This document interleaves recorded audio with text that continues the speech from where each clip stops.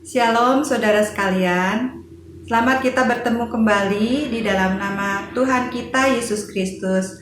Mari kita akan mulai kebaktian kita dengan doa. Bapa yang berada di dalam kerajaan surga, di dalam nama Tuhan Yesus Kristus, kami mengucap syukur dan berterima kasih karena Engkau begitu setia, Engkau Allah yang selalu memperhatikan kami. Kami saat ini Tuhan meminta pertolongan-Mu agar kami dapat memuji dan membesarkan nama Tuhan dengan segenap hati kami sebagai tanda terima kasih kami atas pemeliharaan Tuhan di dalam kehidupan setiap kami.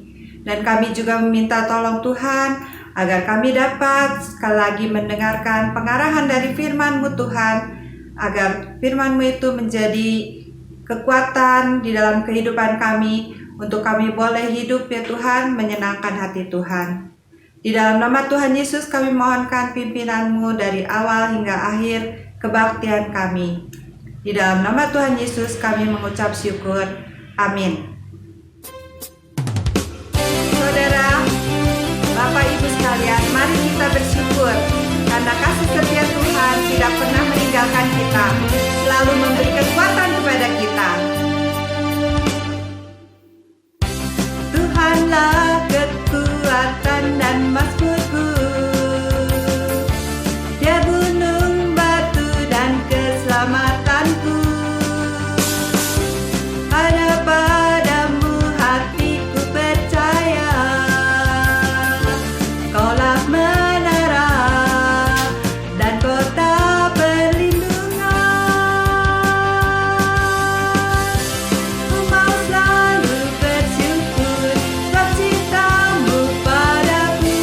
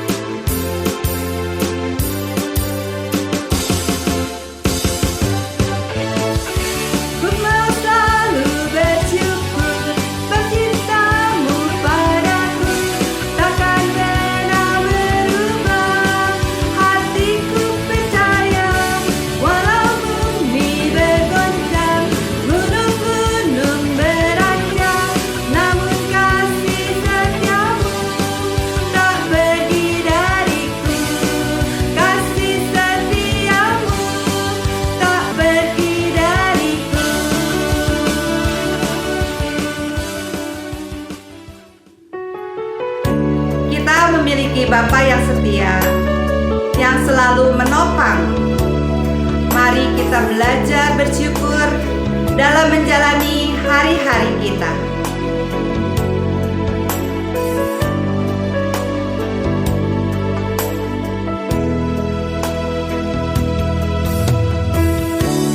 Dengan apa ku membalas kasih yang ku terima darimu? Dengan apa ku membalas cintamu? Oh Yesusku,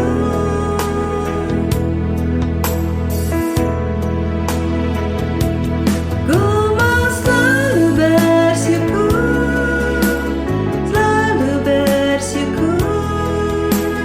Kau Tuhan yang setia, yang selalu menopangku. Mau selalu bersyukur, selalu bersyukur. Kau Bapa-Ku yang setia.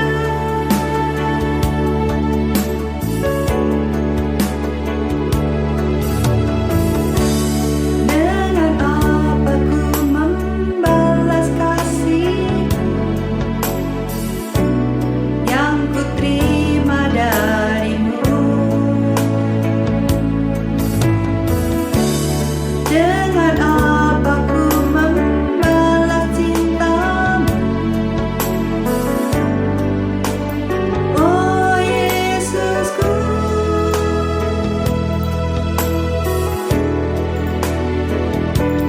ku mau selalu bersyukur, selalu bersyukur.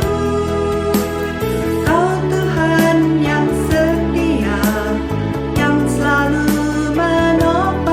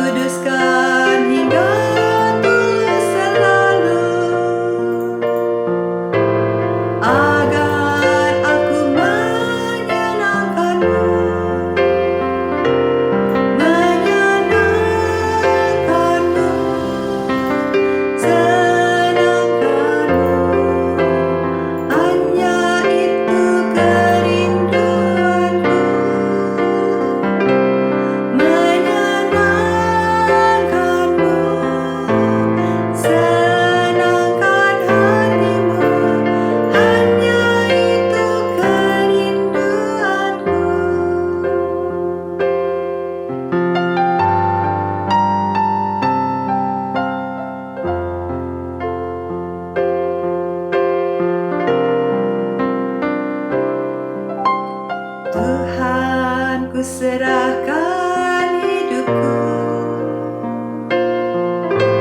semua ku berikan padamu. Kuduskan hingga tulus selalu, agar aku menyenangkanmu,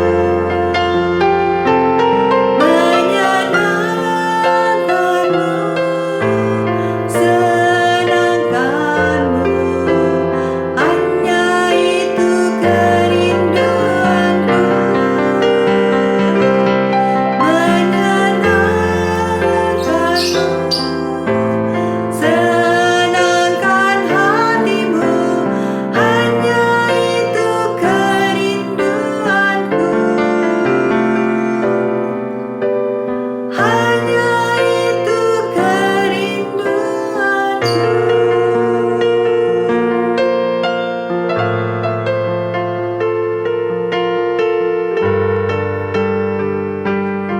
Bapak Ibu Saudara yang dikasihi Tuhan, pagi hari ini kita akan bersama-sama membaca dan merenungkan firman Tuhan.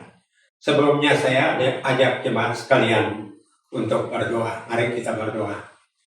Tuhan Yesus, tolong kami, berikan kami hikmat dan pengertian oleh kuasa Roh-Mu yang kudus untuk memahami firman yang akan kami baca dan renungkan, supaya kami memiliki pegangan, kami memiliki pengharapan di tengah-tengah kesukaran saat ini, dan hanya berpaut dan mengandalkan firman-Mu. Bersabdalah kepada kami Tuhan, kami siap mendengar. Di dalam nama Tuhan Yesus Kristus, Tuhan dan Juru Selamat kami yang setiawan, kami berdoa kepada Bapa di surga. Amin. Tema firman Tuhan yang akan kita renungkan hari ini, yaitu saya beri judul tidak kehabisan stok atau tidak kehabisan persediaan. Mari kita membaca firman Tuhan yang menjadi landasan tema ini, yaitu dari Ratapan pasal 3 ayat 22 dan 23. Demikian bunyi firman Tuhan. Tak berkesudahan kasih setia Tuhan, tak habis-habisnya rahmatnya, selalu baru tiap pagi, besar kesetiaan. Firman Tuhan ini disampaikan oleh Nabi Yeremia ketika Yerusalem berada di masa-masa yang sangat sulit. Oleh karena mereka berubah setia, tidak lagi berpaut pada firman Tuhan, tetapi percaya pada berhala-berhala bangsa-bangsa di sekitar mereka, sehingga murka Tuhan turun ke atas Yehuda. Dan Tuhan berniat untuk mendatangkan hukuman dengan perpanjangan tangan Raja Nebukadnezar dari Babel.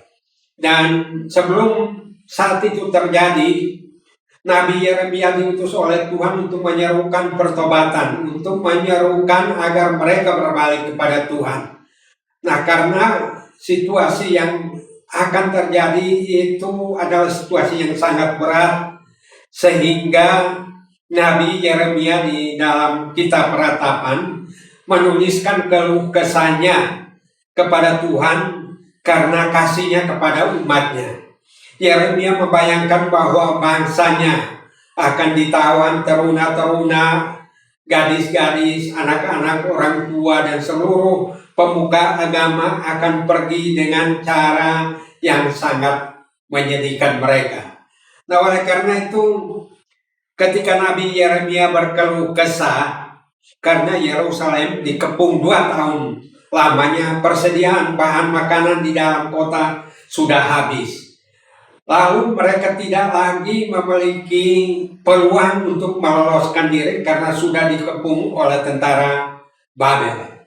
Nah, sehingga di dalam masa yang sangat sulit ini, firman Tuhan yang kita dengar ini menjadi penghiburan. Oleh karena apa? Yeremia sebagai saksi atas kesukaran umatnya, ini kita temukan dalam pasal 3 ayat 1. Di sana dikatakan demikian, Akulah orang yang melihat sengsara disebabkan cambuk murkanya. Jadi Yeremia menyaksikan, melihat sengsara yang dialami hari demi hari oleh bangsanya, khususnya penduduk Yerusalem yang sedang terkepung. Sehingga ia mencurahkan keluh kesahnya kepada Tuhan bahwa seolah-olah apa yang terjadi di Tuhan membatasi ruang gerak Daniel, sama seperti sekarang ini. Kita menghadapi COVID yang sudah berjalan 2 tahun, banyak negara menerapkan lockdown. Sementara di kita sekarang ini sedang berlangsung PPKM yang akan berlangsung sampai akhir bulan ini. Nah, sehingga dalam keluh kesahnya Yeremia mengatakan di dalam ayat yang ke-9 dan sampai ke-12, ia merintangi jalan-jalanku dengan batu pahat dan menjadikannya tidak terlalui. Laksana beruang yang menghadang aku, laksana singa dalam tempat persembunyian, yang membelokkan jalan-jalanku, merobek-robek aku, dan membuat aku tertegun. Jadi situasinya sangat mirip dengan keadaan kita sekarang ini, khususnya saudara dan saya yang berada di kota Bandung. Ia merintangi jalan-jalan kita. Dan kita lihat bahwa di kota sekarang ini banyak penghalang, pembatas jalan, jalan-jalan yang ditutup sehingga kita muter-muter jika hendak mencapai tujuan tertentu di kota kita ini. Oleh karena apa? Ada rintangan terhadap jalan-jalan kita, sehingga jalan kita menjadi tidak terlalui. Kemudian laksana beruang yang menghadang aku. Ada petugas-petugas yang ditempatkan di seluruh penjuru kota yang mengalami zona merah sekarang ini, memasang rintangan barikade sehingga kita tidak bisa lewat. Lalu ayat yang ke-11, yang membelokkan jalan-jalanku. Kita berputar-putar belok ke sana kemari mencari jalan untuk bisa mencapai tujuan.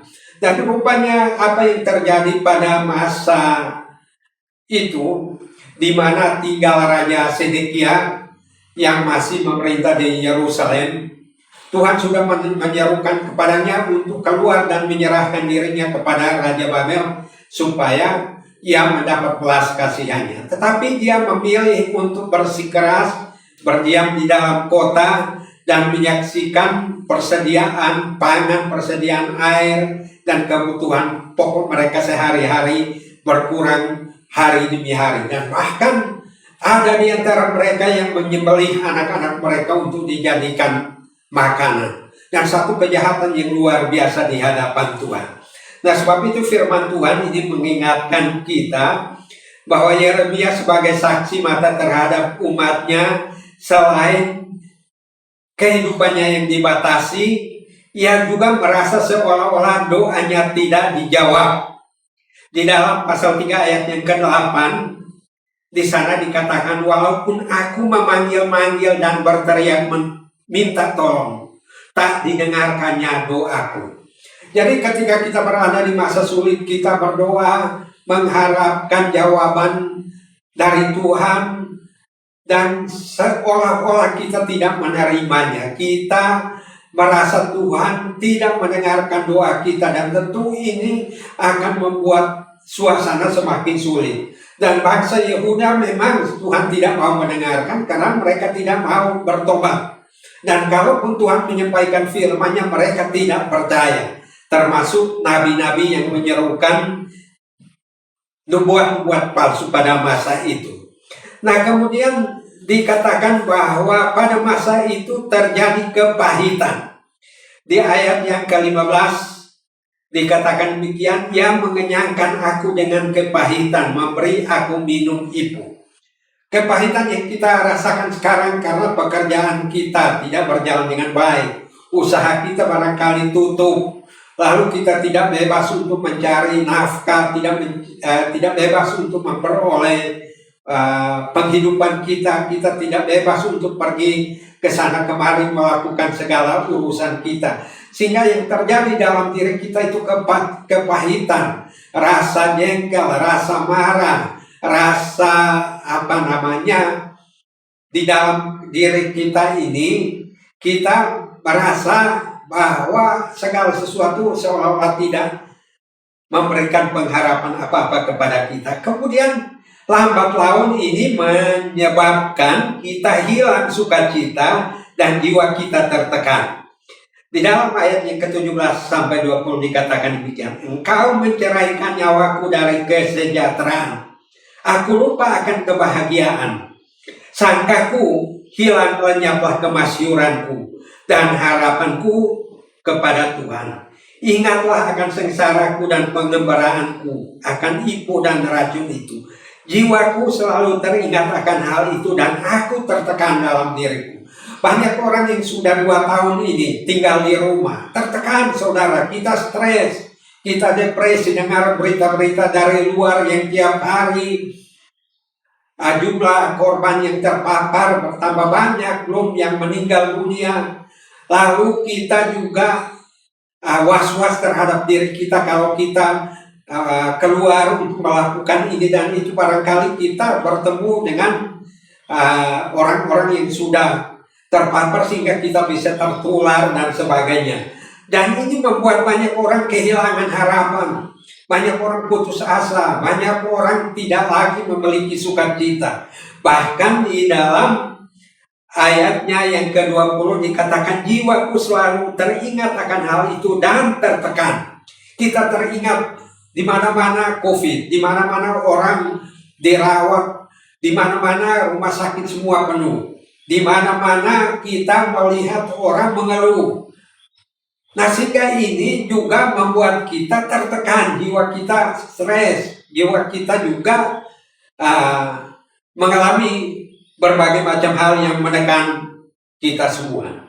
Nah, di atas segalanya, setelah demikian banyak keluh kesah dan fakta yang dihadapi, Yeremia sampai pada kesimpulan bahwa dia kalau komplain, mengeluh semata-mata, marah, barangkali mengadu kepada Tuhan, tidak akan menyelesaikan masalahnya, bahkan akan membuat itu semakin runyam. Oleh sebab itu ia mengubah cara berpikirnya di dalam ayat yang ke-21 sampai 23 yang tadi sudah saya bacakan. Di ayat 21 dikatakan demikian, tetapi hal-hal inilah yang kuperhatikan. Oleh sebab itu aku akan berharap. Artinya kalau kita menyaksikan bermacam-macam hal tadi, di mana-mana dirintangi, dihalangi, doa kita seolah-olah tidak terjawab, kita kehilangan harapan, jiwa kita tertekan dan sebagainya. Lalu kalau kita berkutat di situ saja, maka suasananya akan semakin tidak menentu. Sehingga Nabi Yeremia mengubah cara berpikirnya. Dan ia menyatakannya dalam ayat 21. Tetapi hal-hal inilah yang kuperhatikan, oleh sebab itu aku akan berharap. Hal-hal inilah yang aku akan perhatikan. Hal-hal mana yang dikatakan dalam ayat 22 dan 23. Bahwa Tuhan itu tidak kehabisan stok. Tak berkesudahan kasih setia Tuhan. Tak habis-habisnya rahmatnya. Sekarang ini di mana-mana oksigen habis, stoknya habis. Walaupun pemerintah mengusahakan, tapi orang yang memerlukan oksigen sedemikian banyaknya sehingga persediaan seolah-olah setiap hari ini tidak mencukupi. Dan bahkan kita menyaksikan juga di media bahwa rumah-rumah sakit juga sudah mulai kehabisan tempat untuk merawat para pasien ini. Tetapi kasih setia Tuhan berbeda. Dikatakan bahwa tak habis-habisnya rahmatnya. Stok Tuhan itu tidak akan pernah habis, tidak akan kekurangan. Kapan saja, selalu baru tiap pagi. Berarti bahwa Tuhan menyediakan berkat, menyediakan segala sesuatu yang kita butuhkan. Itu bukan barang, bukan stok lama, bukan barang bekas, apalagi yang sudah basi. Tapi Tuhan menyediakan rahmat yang selalu baru tiap pagi. Selalu baru tiap pagi. Besar kesetiaanmu. Kenapa baru tiap pagi? Karena Tuhan itu setia. Kasih setianya tidak terukur dengan apapun juga. Nah, bagaimana dengan situasi kita saat ini ketika kita menghadapi berbagai macam kesulitan, apakah sikap kita seperti Nabi Yeremia? Kalau kesah kita tidak akan menyelesaikan masalah. Kita mengadu, kita komplain, kita marah, kita jengkel, itu pun tidak akan menyelesaikan masalah. Itu sebabnya mari kita mengubah cara berpikir kita sama seperti Yeremia. Dia mengubah cara berpikirnya bahwa ke rahmat Tuhan yang tidak habis-habisnya tiap pagi ini mengubahkan dia sehingga kemudian dia menyatakan bahwa dengan menyadari bahwa stok atau persediaan rahmat kasih setia Tuhan yang tidak berakhir ini, lalu kita memulai satu kehidupan dengan kesadaran bahwa masih ada pengharapan. Ayat 24, Tuhan adalah bagianku, kata jiwaku, oleh sebab itu aku akan berharap kepadanya. Kita berharap kepada Tuhan. Jiwa kita menyadari bahwa tidak cukup kita marah-marah, tidak cukup kita jengkel, tidak cukup kita sedih, tidak cukup kita mengeluh. Tetapi baiklah kita mengubah. Tuhan tolonglah di masa sulit ini, kalau bisa Tuhan membuatnya itu berlalu. Nah, kemudian disebutkan juga bahwa kita perlu melanjutkan tanggung jawab kita dalam ayat yang ke-27. Adalah baik bagi seorang pria memikul kuk pada masa mudanya. Nah, sekarang ini karena kesukaran begitu banyak, orang udah mau usaha juga nggak begitu menjanjikan, mau bekerja juga, kita menghadapi pembatasan, bahkan mungkin ada juga saudara sekalian yang penghasilannya mengalami pemotongan, pengurangan. Oleh karena situasi ini ada yang jam kerjanya juga dibatasi sehingga penghasilan harian kita juga berkurang.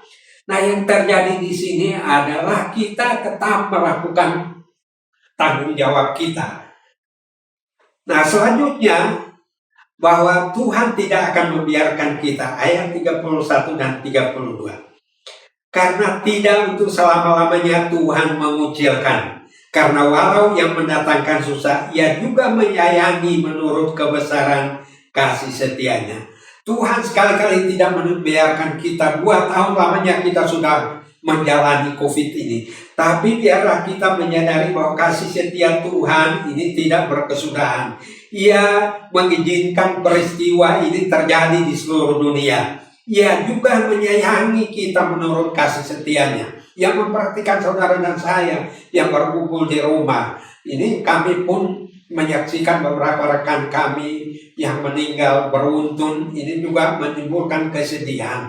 Tetapi kami juga yakin dan percaya bahwa firman Tuhan ini akan tergenapi. Nah, lantas bagaimana kita menerapkan firman Tuhan ini di dalam kehidupan kita? Jadi sekali lagi Ratapan 3:22 dan 23 ini menjadi pegangan kuat bagi kita di saat susah ini. Tak berkesudahan kasih setia Tuhan, tak habis-habisnya rahmatnya, selalu baru tiap pagi, besar kesetiaanmu. Lalu apa pengaruhnya buat saudara dan saya? Apa dampaknya bagi kita? Nah, seolah-olah bahwa kita diperhadapkan dengan kenyataan yang tidak memberikan pengharapan. Di beberapa bulan terakhir ini, khususnya dalam bulan Juli ini, kita melihat stok oksigen itu juga terbatas. Tempat rawat inap di rumah sakit terbatas. Stok uang tabungan kita juga mungkin sudah mulai menipis. Kemudian kebutuhan pokok kita juga, karena kita tidak bekerja, tidak berusaha dengan leluasa, juga barangkali sudah mulai mengalami kekurangan. Tapi satu hal yang Tuhan janjikan dalam ayat 31 dan 32 tadi, bahwa ia tidak akan selamanya mengucilkan, membiarkan kita dalam keadaan yang serba terbatas dan tidak bisa memenuhi kebutuhan kita. Tetapi jangan sampai stok harapan dan iman kita ini habis, ya saudara. Kalau iman kita, pengharapan kita sudah tidak ada, bagaimana mungkin kita akan bertahan untuk menghadapi kehidupan ini? Ini yang akan membuat banyak orang ambruk dan kesukaran kita akan makin besar kalau kita sudah mulai meragukan, atau mungkin kita jengkel, marah, akhirnya tidak mau lagi bersekutu dengan Tuhan.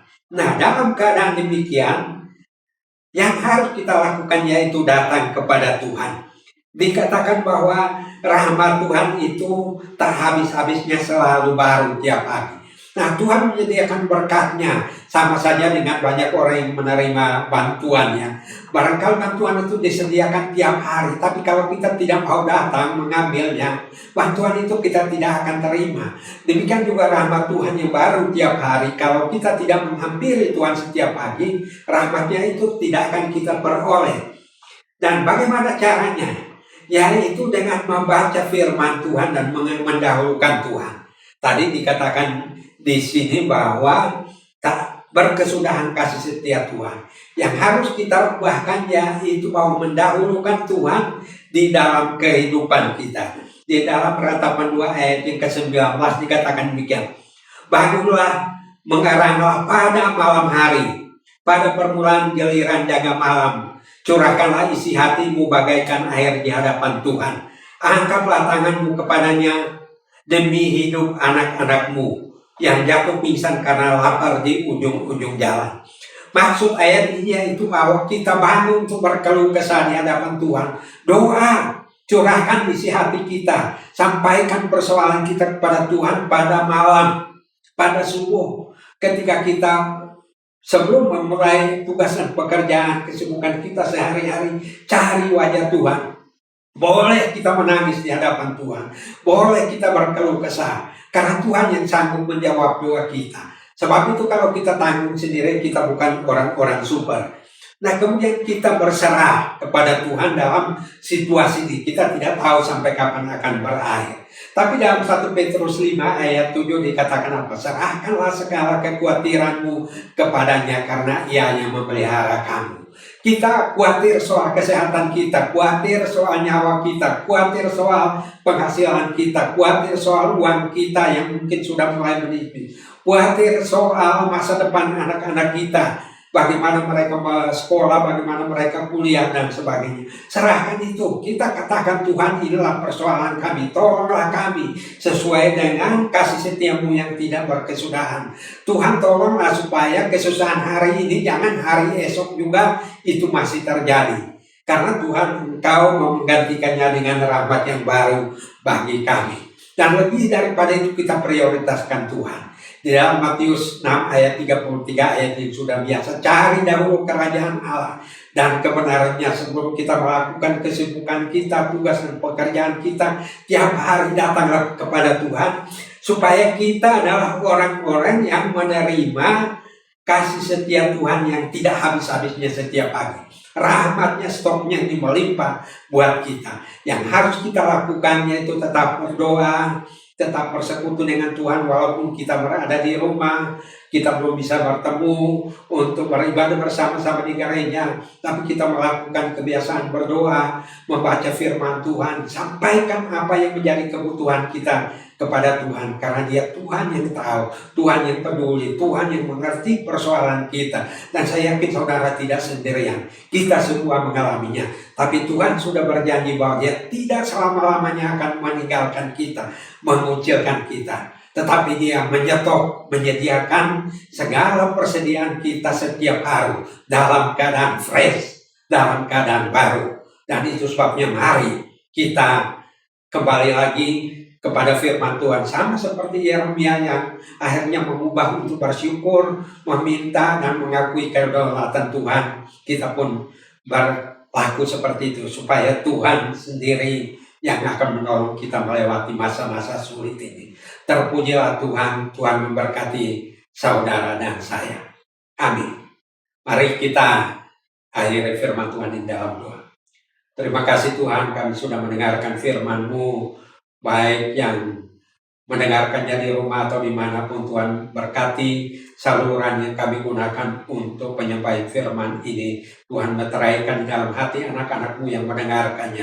Dan biarlah kami semua diberkati oleh firman Allah. Tuhan yang punya rahmat yang tidak pernah berkesudahan itu juga menjadi bagian kami. Terima kasih Tuhan. Inilah doa ucapan syukur kami yang kami naikkan hanya di dalam nama Tuhan Yesus, Tuhan dan Juru Selamat kami.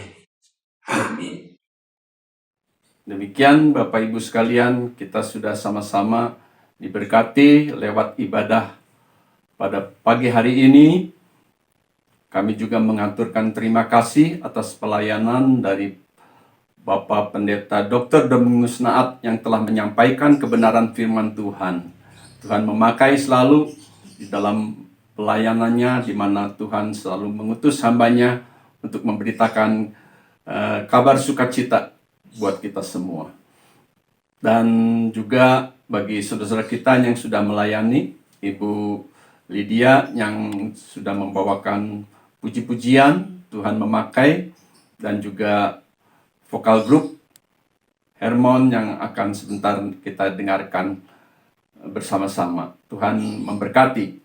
Mari Bapak Ibu sekalian, kita akan tutup ibadah lewat doa pada pagi hari ini. Bapa Surgawi, kami bersyukur kepadamu, Engkau sudah menyertai ibadah kami dari permulaan sampai dengan selesainya. Tuhan sudah memakai semua anak-anak-Mu ya Tuhan yang sudah melayani. Tuhan memberkati pelayanan mereka satu persatu. Demikian juga bagi Bapak Pendeta Dr. Domingus Naat yang sudah menyampaikan kebenaran firman Tuhan. Tuhan memberkati di dalam kehidupannya, di dalam pelayanannya, di dalam pekerjaannya, ya Tuhan, sehingga nama Tuhan selalu dipermuliakan. Kami juga berdoa untuk jemaat-Mu yang saat ini, ya Tuhan, boleh bersama-sama menikmati di dalam ibadah online ini. Bapa, kiranya Engkau juga memberkati kehidupan rumah tangga demi rumah tangga.